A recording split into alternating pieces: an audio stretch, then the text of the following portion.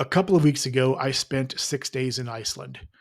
I've done a couple of videos now about some of my flight experiences during the trip. I also did a breakdown of my point spending and my cash spending for that trip. In this video, I want to talk about the actual experience itself. I'm not going to talk about numbers. I'm not going to talk about credit cards or anything else. This is just about my experience during this trip, what I did, where I was at, that kind of thing. And I'm going to be sharing a lot of photos with you during this conversation. So I hope you enjoy this video.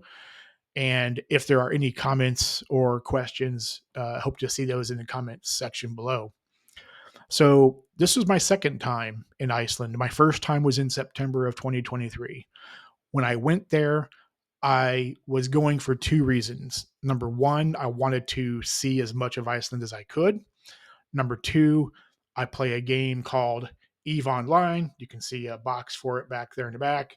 It is an online game, and their headquarters is in Reykjavik. And every year they do a EVE Online Fan Fest. It's basically a celebration of the game that they put together, and it is in Reykjavik every year. So I was going to go to FanFest as well. And it was a awesome experience. I got to see a little tiny sliver of Iceland before having to go to FanFest itself. Fast forward to October of last year, I was supposed to go, but weather was very questionable. So I delayed that and was going to go in January of this year, and weather sort of delayed it, but also flight rebookings and whatnot kind of put a damper on that as well. So I was going to go at the very end of April, very beginning of May this year, regardless of anything else, because of going to see a little bit of Iceland again, but also going to FanFest again this year. And that's what I did. Uh, I left on the 27th of April. I flew through JFK, landed in Reykjavik mid morning on Monday the 28th. Got into Reykjavik 90 minutes later. And so my fun began. So uh, on that Monday, like I said, it was basically midday. Uh, I got to my hotel. Uh, the gentleman that I became really friendly with during my first trip was at the front desk. Uh, his name is Farouk, and a very nice gentleman from Pakistan, and just a super nice guy. And actually, I got a selfie with him because he's just so nice and so kind and so very helpful. And he allowed me to put my bags behind the counter with him because I couldn't quite check in yet. I was actually able to check in early. So, and I put in, you paid $35 US to be able to check in early. I initially was not able to. They had said they had no way of doing that. And then actually, I was hanging out in the lobby area, and actually, he let me check in 2 hours early. He said, "Your room is ready. I'll let you check in early." So I got charged $35. Not a big deal. It was nice to be able to get up into the room and get unpacked and just get things sorted out and just relax a little bit. Now, this is, noon. So what did I do that rest of that day? Um, Not much. I just kind of chilled out, walked around Reykjavik a little bit. Um, Later that evening, hung out with some Eve people that were there early as well, and had some dinner and whatnot, and then went to the hotel room around 8 and crashed because I hadn't slept much in the past 24 hours. So uh, that was Monday, basically. Tuesday, woke up and I spent my day walking around Reykjavik. I actually went down and I was on a mission. Hot dogs are big in Iceland, and there's these little shacks around the city that is it's all one company, and they specialize in these hot dogs. And it was like the best hot dog I've ever had in my life. It was so good. They're made out of lamb. Lamb is a national dish in Iceland. Um, it was a fantastic hot dog, and it was made out of lamb, and it was delicious. Met some of my Eve people there. Um, Kind of walked around a little bit, and uh, was doing just taking in different sites and whatnot, going to places I hadn't seen yet, checking out different things I hadn't seen yet. I ended up going to the Harpa Concert Hall, which is where Fan Fest was going to happen at. Uh, I befriended someone last year at Fan Fest, and he and I have stayed in contact ever since. Well, I guess 2023. Um, we stayed in contact. He's a volunteer with CCP Games, who is the game studio for Eve, and I met up with him, and I ended up spending the afternoon uh, helping them stuff swag bags. He's like, "Hey, do you mind helping? Do you have any plans or anything?" I'm like, "I really didn't have any plans other than to eat later on, but I ended up helping the volunteers stuff bags, swag bags, for like 3 hours, and got to hang out with some people, some Eve people and whatnot. It was a fun time, actually. I really enjoyed helping them out. Later that night, I went to a Icelandic street food restaurant, and of course, their big menu item is lamb stew served in a bread bowl. And again, lamb is so good. The lamb stew is so good. It's so savory and so delicious. I had two bowls, and it hit the spot. It felt really good, and it was just amazing. Um, Delicious. After that, I went up to the hotel and just kind of chilled for a little while, then went to bed. So because Wednesday was going to be a big day, Wednesday actually ended up going on a all day tour. The tour was basically of what they call West Iceland, and we had a tour guide that CCP Games hired to take us on this tour. And so the tour basically consisted of several stops. The first stop was at a set of waterfalls, and as you can see here, here's the waterfalls I'm talking about, and I'll put a few pictures of me up as well at the waterfalls, getting selfies in to prove I was there. Just looking at the beauty of these waterfalls seeping up and coming out of lava fields. It was so cool, just beautiful, just amazingly gorgeous. Um, then we spent like 45 minutes there. Then we got back on the bus, and our next stop was at a sulfur spring. Uh, I think it was an unplanned stop, but some people expressed interest in it. We had time, so we backtracked a little bit to the sulfur spring. It very hot water, as you can see from the signs here that I took pictures of, and it was very hot. You could feel the heat coming off the water, and of course, it's sulfur water there, so of course you have that sulfur rotten egg smell. So, but it was super cool to see that, and I got some video of it too. But it was really neat to see that. Our next stop ended up being something that was not on the itinerary, or at least it wasn't listed on the itinerary. And that stop was stopping at a dead volcano. And it was it was an amazing experience for a few different reasons. Number one, how cool is it to see a dead volcano? Number two, we were going to climb up that volcano. And again, here are pictures I'm sharing with you. John from 3 years ago could not have climbed up those steps. There's no way that would have happened. I was so unhealthy then. Fast forward to 3 years of a better health journey, with tracking all aspects of my health now, and going to the gym and hitting the gym and trying to eat better and whatnot, and being down a bunch of weight, but also being a lot more mobile now, and enjoying life a lot more now 3 years later. That was a lot of steps.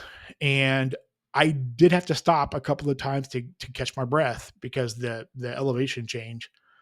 and I just had to rest for a few minutes to catch my breath, but I made it up to the top of that volcano. And I was so proud of myself for that achievement because I couldn't have done it a few years ago. And here I was doing it, as you can see from these pictures. And as a as a celebration of what I did, I actually bent down and I picked up a piece of lava from the very top of the volcano and brought it home with me. And I keep it here on my desk as a reminder. That was just an amazing, it was so cool. And then climbing back down, the way down was a lot easier than the way up. Put it that way. And as you can see, like the steps, yeah, it was a long way. We got back down to the bus again, and our next stop was lunch. And we went to this little place in Borganos, a little buffet restaurant, and it was really cool. They had like a really nice buffet set up for us. I didn't take pictures other than I took pictures of my food that I had. I had one dish and that was plenty. I didn't want to eat too much. It was really good food. Some really good vegetables and pasta and whatnot. It was really delicious. Um, Also, while we were there, you could partake in a couple of different tours, audio tours. So they gave you headphones and you basically listened to the tour as you were walking through. And the tour I chose was the first 60 years of Iceland. And if anybody is ever in Borganos, I recommend that program. It was really neat to hear about the very, very beginning of Iceland and how it was settled. It was really interesting. We left there, and then the last stop was at a hot spring, thermal springs, and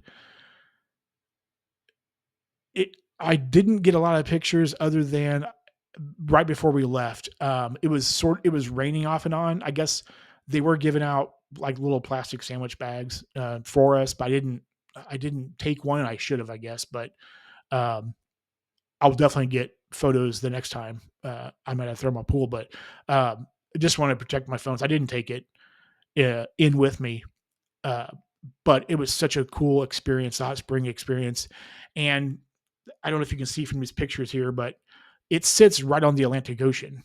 And so to say that I have been in the North Atlantic Ocean, some of us were running down the shoreline and you had shoes on. You weren't walking barefoot, although one guy did. And he cut his foot up bad. But because it's like volcanic rock and it's sharp and sharp edges and whatnot. But I had my water shoes on, so I ran down. It was windy too. It was cold. It was rainy and like 44 degrees, but it was windy too. And I ran down to the beach and then jumped into the ice cold water of the North Atlantic. And I was in there for like 7 or 8 seconds, and I got back out again, ran back up, and jumped into one of the thermal pools to heat up. So I can say that I was in the North Atlantic Ocean. It was super cool, and like I said, here's a picture of it from far off, but you can kind of see a couple of the thermal pools. And then, of course, you can see how close it is to the North Atlantic there, and just beautiful. You're in these pools and you're looking at mountains all around you or the ocean, and it's just amazing. And this place was like an hour outside of Reykjavik, so it was busy-ish, but I think it was busy because the tour bus I was on, we were all there making it busy, but otherwise it was not very busy at all. So it was kind of nice to be in a thermal pool area away from the touristy stuff. So it was super cool. And then we came back into the city, and it was evening. It was evening time. We got there back about 6. And so then I went and checked in at FanFest to get my swag bag and all that stuff, and got my lanyard and all that, which you can see the orange lanyard hanging back there with my character and everything in it or on it. Um, and then ate dinner and that just chilled out the rest of the evening. It was a long day, so I just chilled out the rest of the evening and went to bed. So then Thursday comes, and Thursday is the very beginning of FanFest. So for the next 3 days, I'm at FanFest, and I'll put up some pictures that I took from FanFest, and I expect absolutely nobody at all to get anything from these photos. If you have not played Eve, it's kind of like one of those things. It's like you see the bumper stickers are like it's a Jeep thing. You wouldn't understand. It's kind of the same way with Eve. It's an Eve Online thing. You wouldn't understand unless you've played the game. So it was it was an amazing experience. 3 days of hanging out with all of my internet spaceship nerds, and it was just it was a great experience, and seeing all these different banners and seeing all these different presentations and just how they were. It's just an awesome experience. It's just I love that game so much. It's so good. So and yeah, and then there was eating and whatnot. Had some more hot dogs, as you can see here. So went there actually 3 times because it was right around the corner from the Harpa concert hall. But then I had food, in the event center as well, the concert hall too. They have like a full like restaurant and bar in there. So I also had some not exactly healthy food, but it was still good though. And Fan Fest winds down. And so the celebration at the very end of it is called the Party at the Top of the World, because Reykjavik is the northernmost capital city of any country, and Iceland sits right at the Arctic Circle line. We're basically just below the Arctic Circle. So they call it the Party at the Top of the World, and there's a few photos from that. Again, I know it was it was really busy. It was super cool. I didn't stay very long because my flight back was early morning on Sunday. Um, I will not do that again. I will do what I did back in 23, and I will not go back until Monday. Flying back home on Sunday was rough. I stayed at the party for like an hour and a half, and I went back to the hotel and tried to sleep. And so that was it. And then, of course, my flights home, which I've documented in a couple of videos so far. I'll make a couple more about my experience on Delta One. But that was it. So that was my experience. That was me, my time there. Now, the really awesome trip to Iceland is going to be coming in September or mid October. That's going to be where I'm going back for 2 weeks and driving the Ring Road Highway around the entirety of Iceland. So that's going to be amazing. It's going to take some planning, but it's going to be super awesome. And I look forward to sharing that with you all as well. That's all I have. What do you all think about this? Like I said, I know the tourism part is probably really interesting. The Eve Online part probably isn't very interesting, but I just wanted to share with you exactly what I did and why. So anyway, let's talk about it in the comment section below. Also, too, I am still making the march toward 1,000 subscribers. If you would please click the subscribe button if you have not already done so. It takes 2 seconds to do. It's totally free, and it gets my channel visible to more people just like yourself. I thank you ahead of time for doing so. Also, too, if you want to support me more, I do have uh, a membership to the channel. It's $1.99 a month. You can cancel at any time. The value I'm trying to bring right now is making members only videos. And for right now, these videos will stay members only. So it's a little bit spicier content that I want to keep paywalled. So that's the value I'm trying to bring to my members right now. And if you do join, please tell me so I can thank you personally for spending your money on me. Also, too, I do have support through Ko-Fi. Um, Ko-Fi or Coffee is another way to support me as well. So if you want to do that as well, there's also links in the comment section below. But anyway, I thank you so much for your time today. I know this is little bit longer of a video. So now if you could do me a big favor and please be good to each other and respect each other today and every day. And until next time, bye for now.